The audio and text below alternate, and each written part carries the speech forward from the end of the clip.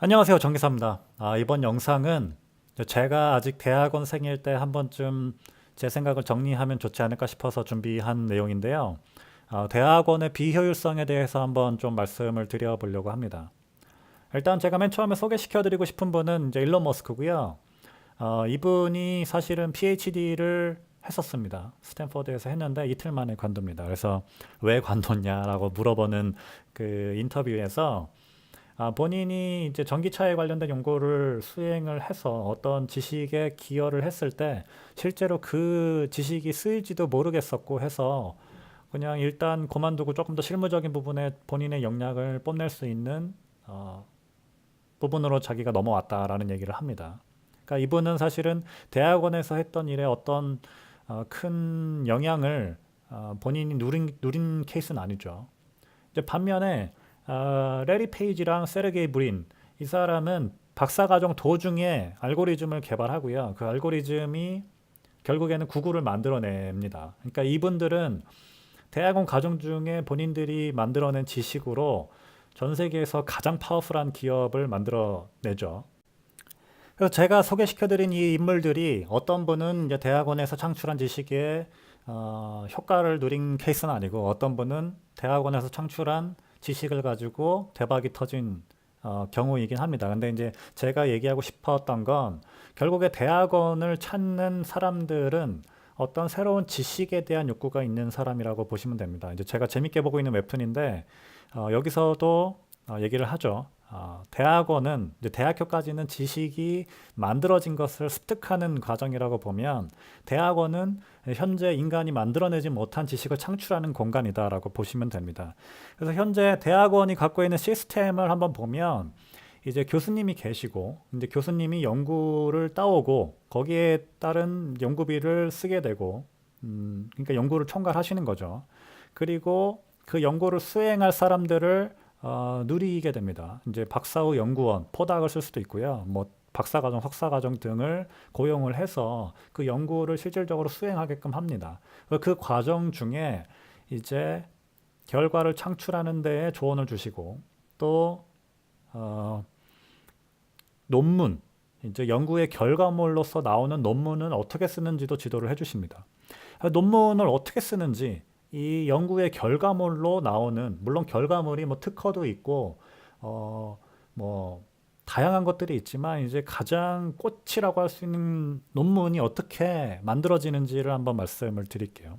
이제 대학원생이 논문을 맨 처음에 씁니다. 그 다음에 다 쓴 다음에 교수님한테 드리는 거죠. 그럼 교수님이 논문을 보면서 이제 부족한 부분에 대한 피드백을 주시고, 그다음에 대학원생이 그 피드백에 대해서 수정을 한 후에 다시 교수님께 드립니다. 이 과정을 반복하게 되고요. 그 다음에 대학원생과 교수님이 둘 다 봤을 때 만족한 수준의 수준이 품질이 나오면 이제 어떤 저널에 논문을 제출하게 됩니다. 물론 바로 억셉이 되는 경우도 있지만은 대부분 어느 부분을 좀 수정하라고 리뷰어들이 이제 그 논문에 대해서 피드백을 다시 주고요. 그 다음에 이 피드백을 또 대학원생과 교수님이 수정을 한 다음에 그 다음에 논문을 다시 제출하고 이제 리뷰어들이 그 논문에 대해서 퀄리티가 충분하다라고 동의를 하면 그 다음에 논문이 나오게 되는 이런 과정을 거치게 됩니다. 근데 이 과정이 제 개인적인 경험을 말씀을 드리면 최소한으로 제가 잡아도 6개월 이상 걸립니다. 그 이유가 뭐냐 하면 제가 봤을 때 아주 비효율적인 부분이 두 군데에서 발생하는데요. 첫 번째는 이제 교수님은 한 분이시고 대학원생은 제가 봤을 때 박사과정, 석사과정 하면 6명 그 이상입니다. 결국에는 이 앞에 과정을 보시면은 이 교수님이 꽤 큰 역할을 해주고 계셔요. 그렇기 때문에 교수님한테 일이 몰립니다. 그래서 이 교수님한테 피드백을 받는 기간이 꽤 걸립니다. 이 첫 번째의 이 비효율성이 약간 여기서 저는 발생한다고 보고요. 그 다음에 두 번째 비효율적인 측면이 뭐가 있냐면 이 리뷰어들이 어떻게 선정되는지는 일단 비슷한 연구를 한 분들이 선정이 되게 되는데 이 전문 분야가 굉장히 세밀하기 때문에 이 잘 모르는 리뷰어들이 계세요. 저도 리뷰를 받아보면 아, 이거 진짜 얼토당토 않는 소리를 하는구나라는 생각이 들 때가 있거든요. 그래서 이제 제가 질문하고 싶은 건 뭐냐면은 이 대학원이 역할을 하는 거, 이제 지식을 창출하는 거, 그것에 대해 우리가 세상에 알리는 방법으로서 논문을 사용하고 있는데 정말 이 논문이 가장 효과적인 방법인가? 저는 거기에 대해서 약간 질문을 던지고 싶었습니다. 일단은 제가 이전에 무료 공개 영상을 왜 제가 찍고 있는지에 대해서 말씀을 드릴 때 언급을 한 적이 있는데 일단은 대학이 지식을 전달하는 수단을 변화시키고 있습니다. 일단은 지금 제가 여기 스크린샷으로 찍어 놓은 것은 콜세라 올그라는 사이트고요.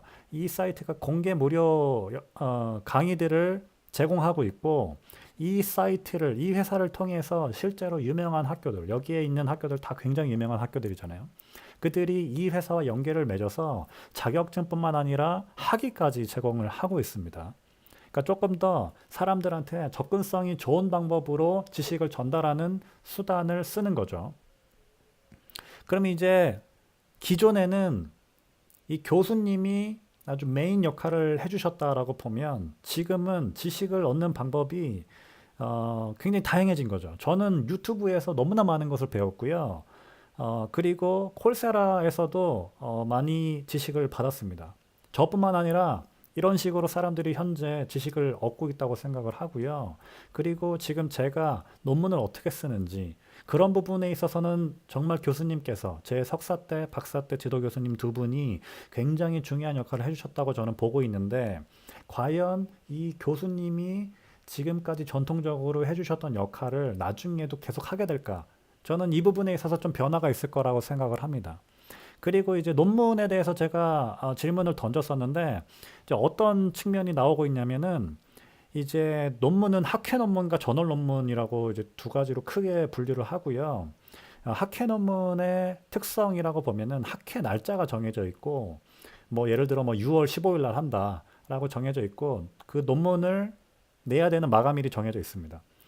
그리고 이제 논문을 뭐 예를 들어 6월에 컨퍼런스가 있으면은 3월까지 뭐 내야 되고 그다음에 그 논문이 억셉됐는지 리젝됐는지는 4월에 발표가 납니다. 이렇게 딱딱딱 날짜가 정해져 있어요. 반면에 저널은 그런 제약이 없습니다. 제가 그냥 앞에 말씀드린 그런 과정들을 통해서 논문이 완성이 되면 그냥 제가 원할 때 내면 되고 그리고 리뷰어 분들이 마감 날짜는 정해 주는데 예를 들어 저널에서 리뷰어들한테 이 저널을 언제까지 막 그 리뷰를 해달라라고 얘기는 하는데 늦어지는 경우가 꽤 많습니다.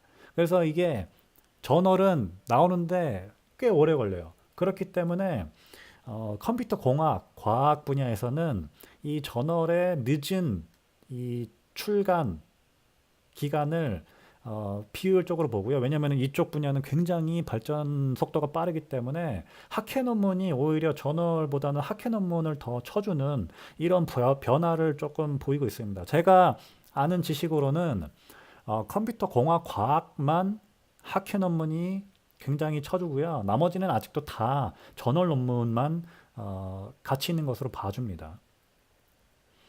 그러니까 제가 궁금한 건 이제 각 분야마다 이제 학과마다 이런 변화가 오고 있는데 정말 여기서 끝일까?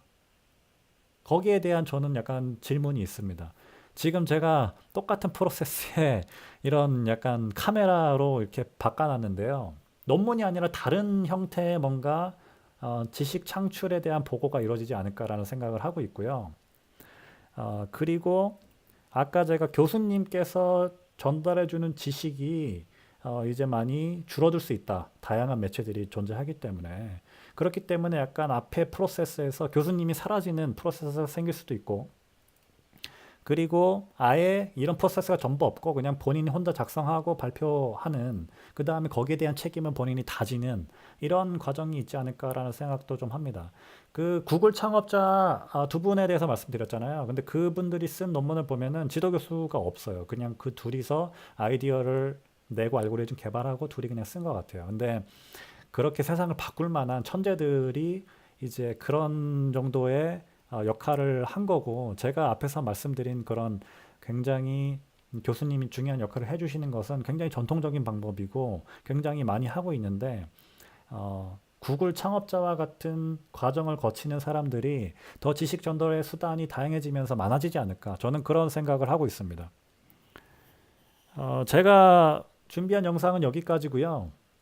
저도 그 영상의 결론은 없습니다. 결론은 없고 세상이 바뀌지 않을까. 과연 정말 논문을 쓰는 게 정말 효과적인가. 거기에 대한 저는 의구심이 있고요. 저는 그렇게 효율적인 방법이라고 생각하지 않습니다. 사실은. 그 부분에 대해서 제가 대학원생일 때 한 번쯤은 제 생각을 정리하는 게 필요하지 않을까 싶어서 만들었고요. 정기사였습니다. 감사합니다.